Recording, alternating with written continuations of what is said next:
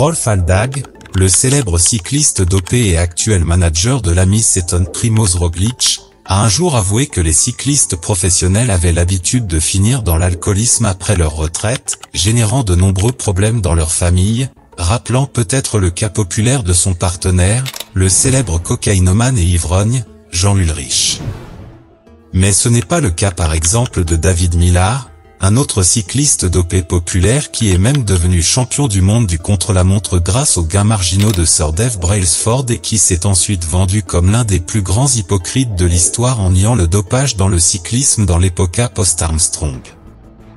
Après avoir vendu des centaines de milliers d'exemplaires de son livre dans lequel il racontait comment il s'était dopé comme un cochon, il a tenté de devenir président du syndicat des cyclistes en 2018, mais a échoué, comme presque toujours, face au vieux briscard dopé Gianni Bugno, un type louche mais en même temps beaucoup plus crédible que le menteur écossais.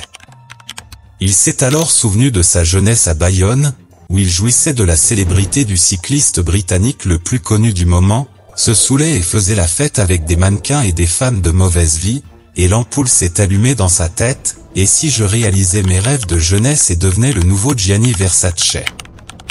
Pas exactement dans la haute couture, mais dans la mode cycliste, en créant la marque CHPT3 avec son partenaire, Mikkel Rasmussen, à ne pas confondre avec le cycliste danois dopé.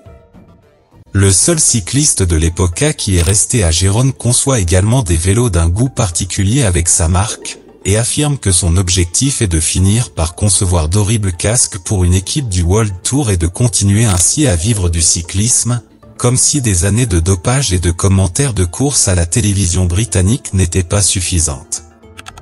Alex Tsoul, le cycliste populaire qui voyait mal tout en étant sponsorisé par une association d'aide aux aveugles, fait partie des cyclistes qui ne veulent plus rien savoir du cyclisme après avoir renoncé à un Tour de France auquel il avait droit après la disqualification de Lance Armstrong, signe évident que son dopage s'est poursuivi après qu'on lui a mis le doigt au cul dans l'affaire Festina.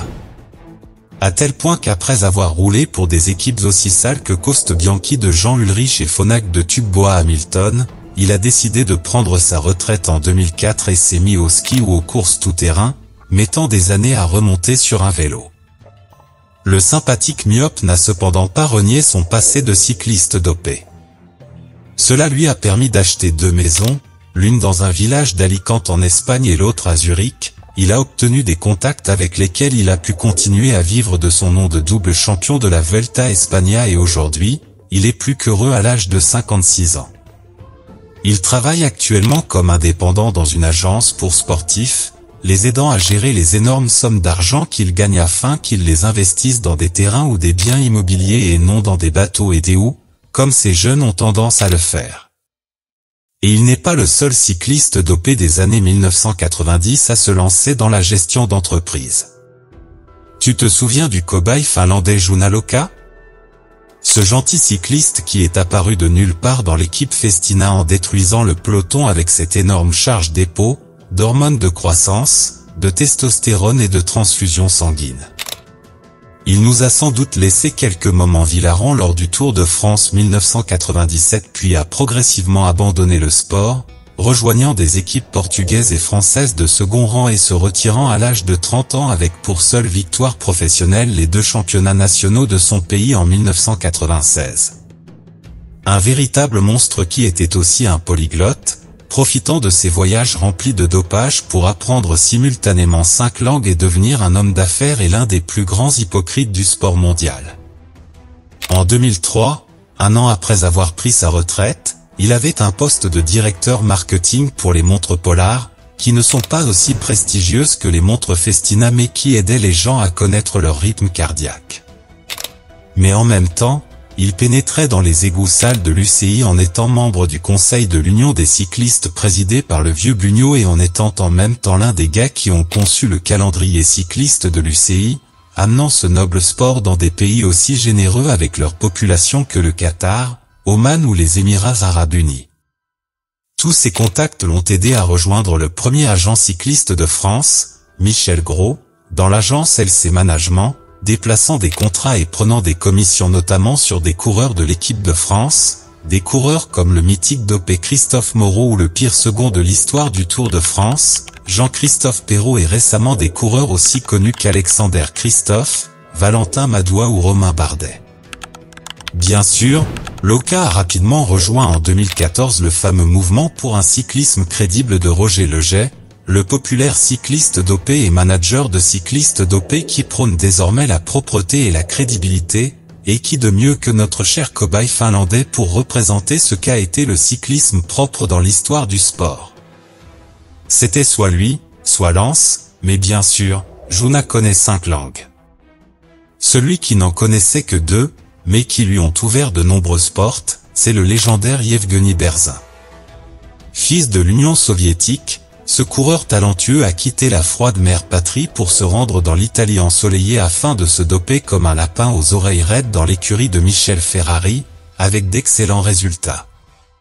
Grâce à un hématocrite supérieur à 60%, Berzin a connu une saison de rêve en 1994, remportant Liège, faisant partie de l'absurde triplé de la Flèche wallonne, aidant Giorgio Furlan à gagner Milano-San Remo et surtout remportant le Giro d'Italia haut la main face à 2 chevaux de course légendaires comme Marco Pantani et Miguel Indurain.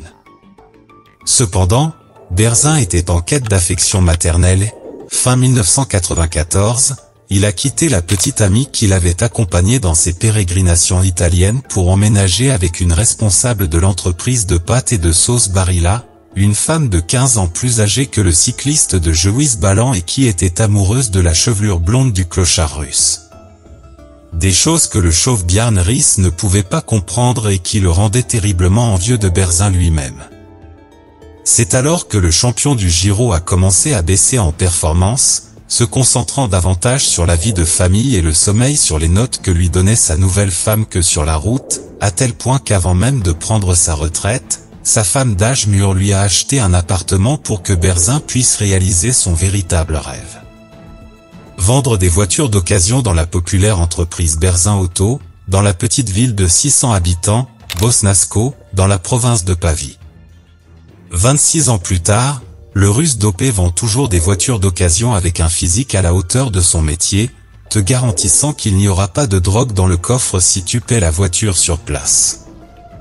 Mais nous ne pouvions pas partir sans parler d'une cycliste roumaine, Alexandra Ianculescu, 32 ans, qui après avoir été patineuse olympique aux Jeux d'hiver, s'est reconvertie dans le cyclisme professionnel avec la modeste équipe néerlandaise NWVG+, mais n'a pas gagné assez d'argent pour payer son rêve de participer à l'épreuve de cyclisme sur route des Jeux Olympiques de Paris 2024, peut-être la compétition la plus suspecte de la saison et l'une des épreuves féminines qui a historiquement eu le plus d'impact.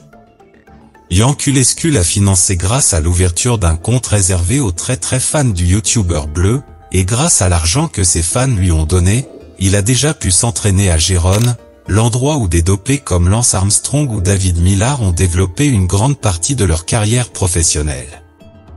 Chaque jour, il enregistre plus de vidéos pour se rapprocher de son rêve.